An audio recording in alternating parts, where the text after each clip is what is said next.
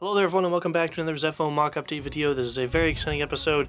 As you can see from the intro, I've added something entirely new to the ice caves, and for the rest of the episode I work on plating off the top side of the mock and walking through some of the plans that I have for the village area, as well as the Imperial headquarters, and then lastly, near the end of the episode, I work on a prototype design for what I want the hallways to look like inside of the Imperial headquarters. So overall, it's a very exciting episode, and without any further ado, let's get started. Alright guys, so right off the bat, there is a lot of things to talk about that I actually have been working on. First off, I did plate off some of the top, but I'll show that in another clip here in a little bit. If you remember from the previous, a couple episodes ago, I worked on the ice caves down here. One thing I considered building was the lift that you see in Fallen Order. Well, I decided to go ahead and build part of that lift. I was realizing, and this will be a big problem that I'm trying to figure out, is how exactly to cover up all of this filler brick everywhere. Because when you look down here, which is where you want to look when you're actually looking through the mock itself down here at the ice caves, you're not going to want to focus on all the filler brick back there, obviously, so I have to figure out how to cover that up. I may just build up the sides like that all the way up. I just don't know if I want to do that or not, because it would take quite a lot of detail pieces to build that all the way up, so I'm not entirely sure what I want to do yet. I'll show you guys another clip here where I may have come up with a solution, but I'm very interested to hear what you guys have to say. But for now, I did work on the lift and installed a few lights. The lights aren't complete, as you can see. You can kind of see some of the wires in there. But essentially what I did was I just took the front of the lift and built that. And it goes around kind of on the side over there, but pretty much the back side is empty because you're only going to see it from this angle. So I built the front half of the lift, and I think it turned out decent. I kind of just was like not even planning on building the lift after the last couple episodes ago, but I decided I might as well try it and kind of had a moment of inspiration. So on the top there I used some angled pieces, it's kind of hard to tell, as well as some cheese slopes up there to give it kind of a cool look, and then I layered it a few bricks back. You can see there's like a couple different layers up there. There should be like 3, so you've got 1, 2, 3 back kind of by those orange plates back there. Another thing that I did was decide to have the actual lift closed so you can't see through all the way to the back. So that's the kind of door design I came up with, which I think looks pretty cool right there, using some like angled tile pieces that I used on the landing pad and some circular parts as well and other tiles to kind of create that look. And then the rest is pretty, not anything super special, just some orange bricks and some dark gray slopes and bricks and stuff like that to kind of get that cool angle. It's kind of the inverted angle right up there to kind of get that square door look. So that's what I've got right there for the lift. Hopefully you guys think it looks okay. I think it looks good. I don't know what else to add, but if you guys do have some suggestions, I'll be happy to hear them. I didn't want to spend too long on it, but I just kind of one night decided to work on it, and I got it pretty much to where I want it to be. So the only thing that might be a little plain are the orange bricks, but I'm okay with that because the lift is mostly orange.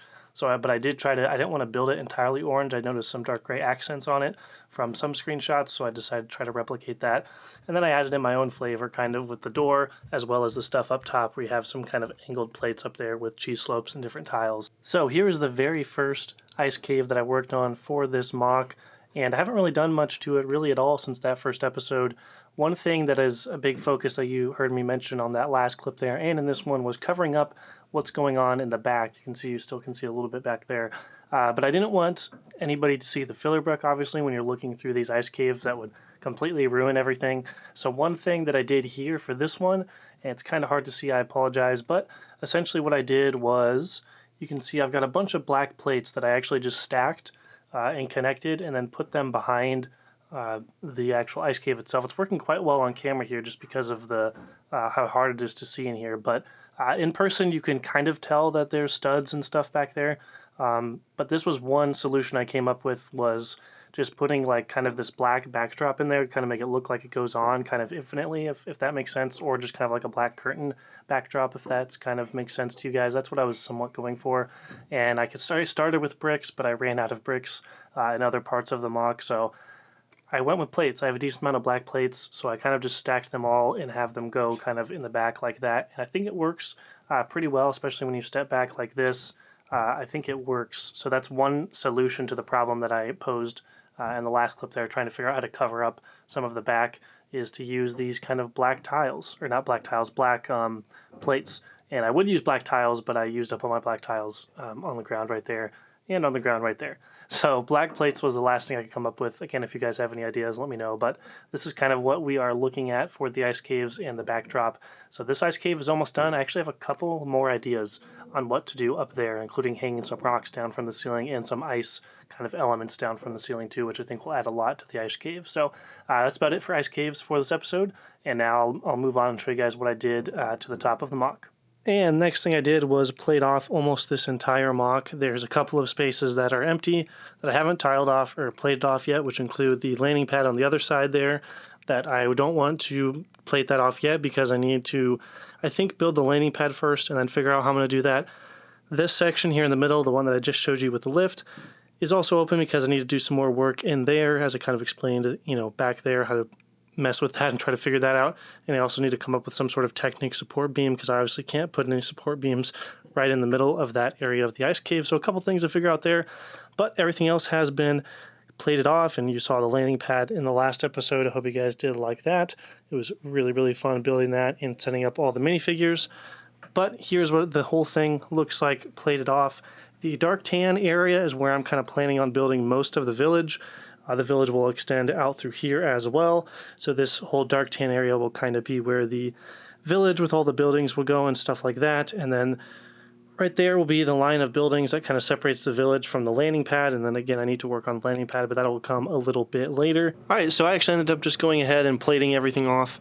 And I'll plan everything out in a second, but I actually wanted to show you guys the work that I did on the ice caves a little bit more here. As you can see, I have finished since I finished the top plates, I was also able to fill in some of the space. The one on the right you guys saw that was pretty much done, but this one right here, I actually filled in all of the space so you can't really see any of the filler brick, which is really, really exciting. There's a few gaps we'll have to fix back there, but essentially what I did was the side right there, you can kind of see it. I ended up building that up with masonry brick, dark blue screen masonry brick, and some other bricks to make it go all the way up to the top, because before it was just a very small wall.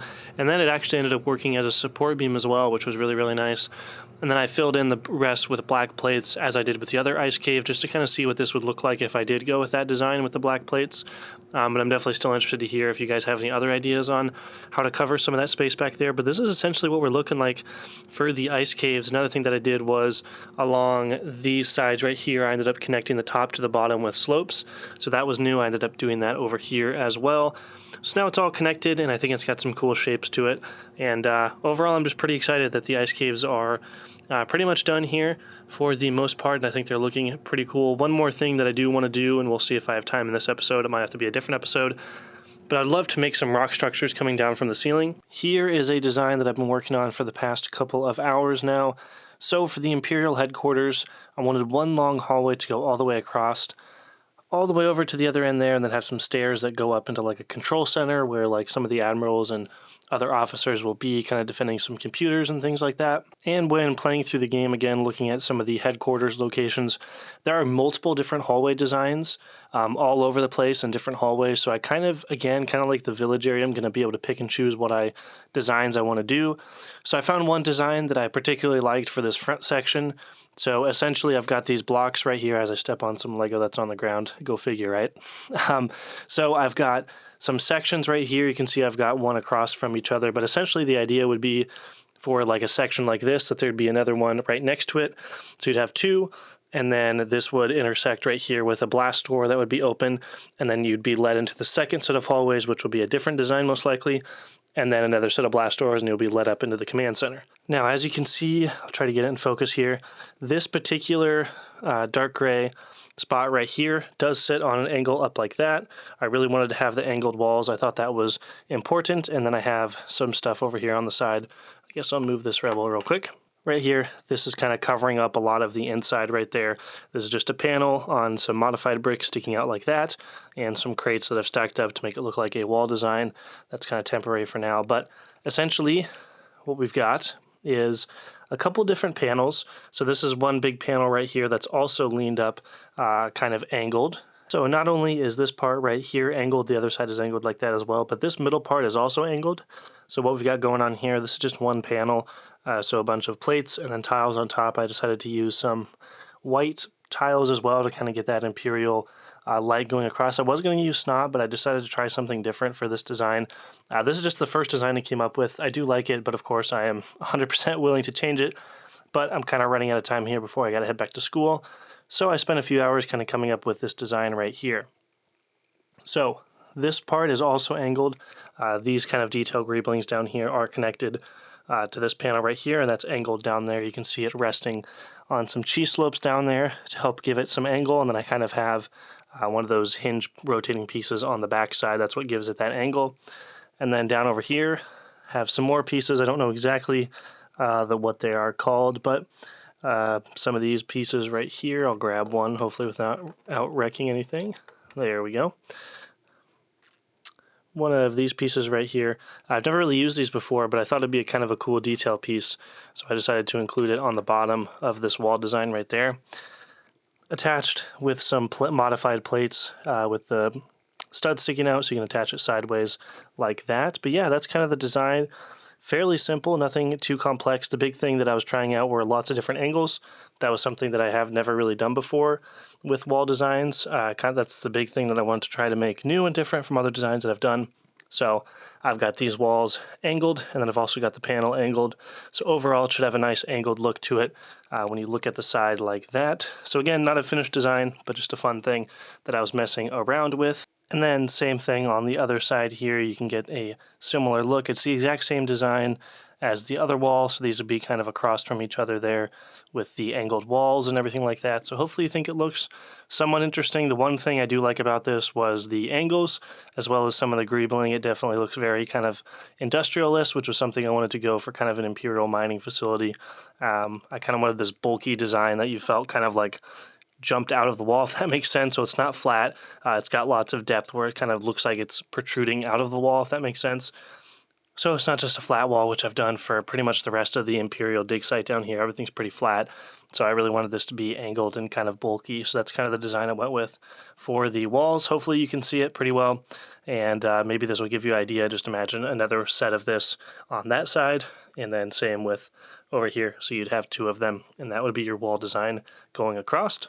And that's going to do it for this episode. I was able to get a decent amount of progress done, plating everything off, which doesn't look like much, but it just takes so long trying to figure out the structure, and building up the support beams takes way longer than it should. So I was able to get that done, which was nice.